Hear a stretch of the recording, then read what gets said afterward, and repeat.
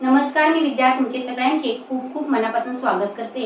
आज आपण कोणती रेसिपी बनवणार नाही आहोत। एका ताईंची कमेंट होती, बाळंतिणीला जेवणासाठी काय द्यायचं किंवा नाश्त्यासाठी काय द्यायचं, त्यांची कशी काळजी घ्यायची, ते मी आज तुम्हाला जे अनुभवलं आहे ते तुमच्याशी मी शेअर करणार आहे। मी माझ्या मुलांच्या टायमाला मी काय खाल्लं, मला आता 2 नातवंड आहेत, तर मी माझ्या सुनबाईंना काय दिलं, त्याचा अनुभव कसा आहे तो मी तुमच्याबरोबर शेअर करणार आहे। आजचा जर तुम्हाला थोडा जरी व्हिडिओ आवडला तर नक्की लाईक करा, कमेंट करा आणि जर माझ्या चॅनलवर पहिल्यांदाच आला असाल तर चॅनलला सबस्क्राइब करा आणि त्याच्या बाजूला बेलचं बटन आहे तर ऑलला सिलेक्ट करा, जेणेकरून मी नवीन व्हिडिओ अपलोड करेन त्याचं नोटिफिकेशन तुम्हाला येईल। चला तर मग वेळ न घालता व्हिडिओला सुरुवात करूया। बाळंतिणीला खायला काय द्यायचं, तर बाळंतिणीला जेवढे पदार्थ देणार ना ते सर्व पदार्थ गरम असावे। सकाळच उठल्या उठल्या काय द्यायचं, तर ओवा द्यायचा कोमट पाण्यातून, खोबरं द्यायचं, ओवा खाल्ल्यावर तोंड भासतं म्हणून खोबरं द्यायचं किंवा खारीक द्यायची। त्याच्यानंतर तुम्ही चहा बरोबर मेथीचा लाडू पण देऊ शकता किंवा तुम्ही हलीमचे लाडू देऊ शकता किंवा तुम्ही मेथीची पेज, आता आमच्या कोकणामध्ये मेथीची पेज करतात। मेथी रात्री भिजत घालतात आणि तांदूळ सकाळी शिजवून ते मेथी तांदूळ एकत्र शिजवायचे आणि गूळ आणि खोबरं घालून ते मेथीची पेज करतात। आता मेथीची पेज, मेथी पण गरम आहे, मेथी पण गरम आहे आणि मेथीची पेज खाल्ल्याने आपलं पोट पण साफ होतं बाळंतिणीचं। तसेच हलीमची पेज पण तुम्ही देऊ शकता। हलीमची पेज कशी करायची, मेथीची पेज कशी करायची, हे सर्व व्हिडिओ मी खूप दिवसापूर्वी टाकलेले आहेत। पण जर तुम्हाला अजून पण नवीन पाहिजे असतील तर तुम्ही नक्की कमेंट करून सांगा आणि तुम्ही माझे व्हिडिओ कुठून बघताय ना तर नक्की कमेंट करून सांगा। तसेच तुम्ही नाश्त्यासाठी चपाती भाजी पण देऊ शकता, भाजी कोणतीही देऊ शकता, फक्त वाटूळ भाजी द्यायची नाही। अजून तुम्ही नाश्त्यासाठी ना तांदळाची घावणे देऊ शकता किंवा तांदूळ आणि मेथी एकत्र दळून आणायची आणि ते पीठ जेव्हा आपल्याला करायचे असते ना तेव्हा भिजवायचे आणि त्याची घावणे पण तुम्ही चहा बरोबर तिला देऊ शकता। बाळंतिणीला गरम गरम असे काढे प्यायला द्यायचे असतात, तर कोणते काढे द्यायचं, तर तुम्ही चण्याचा काढा देऊ शकता, पुळी देतात, हुलगे पण बोलतात काही जण त्याला, त्या हुलग्याचा पण तुम्ही काढा देऊ शकता किंवा अंड्याचा काढा देऊ शकता, चिकनचा तुम्ही काढा देऊ शकता म्हणजे गावठी कोंबडीचा। हे असे तुम्ही काढे बाळंतिणीला प्यायला देऊ शकता। ते काढे प्यायला पण देऊ शकता किंवा गरम गरम भातावर पण घालून देऊ शकता किंवा चपाती बरोबर पण तुम्ही ते देऊ शकता।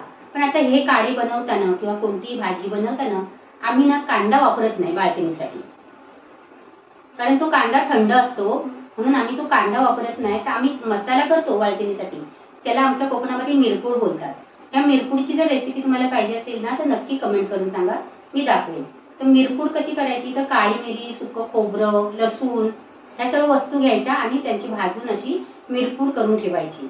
एक अशी बरणी भरून मिरपूड करून ठेवली ना की गरम गरम भातावर घालायची आणि त्याच्यावरती तूप घालायचं आणि बाळंतिणीला खायला द्यायचं किंवा ती मिरपूड आणि तूप घालून चपाती पण त्याच्याबरोबर तुम्ही देऊ शकता। तुम्ही थोडे दिवसानंतर ना मच्छी पण खाऊ शकता, पण कोणती मच्छी खाऊ शकता, तर मांदेली किंवा बोंबील हे दोनच मच्छी तुम्ही खाऊ शकता, म्हणजे ती सुकी असू दे किंवा ओली असू दे, मांदेली किंवा बोंबील तुम्ही मच्छी ही खाऊ शकता। मूग आणि चणे तुम्ही बाळंतिणीला देऊ शकता। आता तुम्हाला जेवढं काही मी तुम्हाला सांगितलेलं आहे ते मी माझा अनुभव किंवा मी खाल्लेलं आहे ते तुम्हाला सांगितलेलं आहे। तर बाळंतिणीची काळजी कशी घ्यायची, तर बाळंतिणीची काळजी घ्यायची म्हणजे तिला थंड पाण्यामध्ये हात घालू द्यायचा नाहीये।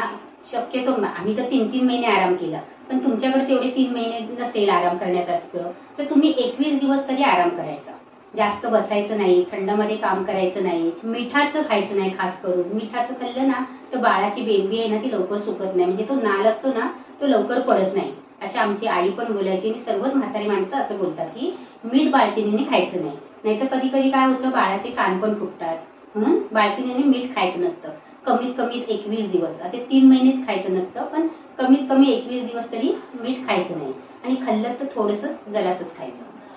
तर बाळंतिणीला आम्ही शेक पण देतो। समजा तुमच्याकडे अडचण आहे, घरी कोणच काम करणार नाही तर काय करायचं, आपल्याला जर काम करावं लागलं तर कोमट पाणी घ्यायचं, त्या कोमट पाण्यामध्येच आपली भांडी बिंडी घासायची किंवा इतर सर्व कामं आहेत ना ती अशी गरम पाण्यामध्येच करायची। अशी लादीवर जास्त बसायचं नाही, थंड पाण्यामध्ये जास्त हात घालायचे नाही। काही जण कसं टाके पडलेले असते तर भात खात नाहीत, म्हणतात असं की टाके सुकत नाहीत म्हणून, पण तुम्ही तुमच्या डॉक्टरच्या सल्ल्याने तुम्ही असा आहार घेऊ शकता। पण भात देताना ना आम्ही कडक भात देत नाही, एकदम मऊ मऊ देतो आणि गरम गरम जेवण देतो, काही असू दे पण जेवण गरम गरम द्यायचं। मऊसूद असं जेवण दिलं ना तर बाळंतिणीच्या पोटाला चांगला आराम पडतो। आपण जर एखादी वस्तू खाल्ली म्हणजे कोणती पण कोणताही पदार्थ खाल्ला आणि बाळाला जर पोटाला त्रास झाला, बाळ रडायला लागलं किंवा शिला झाली तर ती वस्तू खायची आपण टाळायची. कारण का समजून जायचं की ते बाळाला पोटाला सहन होत नाही म्हणून. आणि जे आपल्याला सहन होईल, आपल्याला पचेल तेच पदार्थ खायचे. आता बाळंतिणीसाठी आम्ही गुळाचा वापर करतो, साखरेचा वापर करत नाही. नाश्त्याला किंवा जेवणाला तुम्ही कोणतीही भाजी देऊ शकता. पालेभाजीमध्ये मेथीची भाजी पण देऊ शकता. मेथीची भाजी सुद्धा गरम आहे. फक्त आम्ही ना बाळंतिणीला थोडे दिवस ना कारलं देत नाही. कारण ते असं आईने खाल्लं तर बाळाचं दूध कडू होतं असं पहिल्यातली लोक बोलायची. म्हणून आम्ही बाळंतिणीला कारलं देत नाही. पण तुम्ही देत असाल तर देऊ शकता. अजून तुम्हाला कोणत्या विषयावर जर व्हिडिओ पाहिजे असेल तर नक्की कमेंट करून सांगा. माझा अनुभव असेल तर मी नक्की तुम्हाला त्याच्यावरती व्हिडिओ बनवून सांगेन. तुम्हाला जर आजचा व्हिडिओ आवडला तर नक्की लाईक करा. वेळात वेळ काढून तुम्ही माझे व्हिडिओ बघता त्याबद्दल मी तुमचे खूप खूप मनापासून आभार मानते. थँक्यू.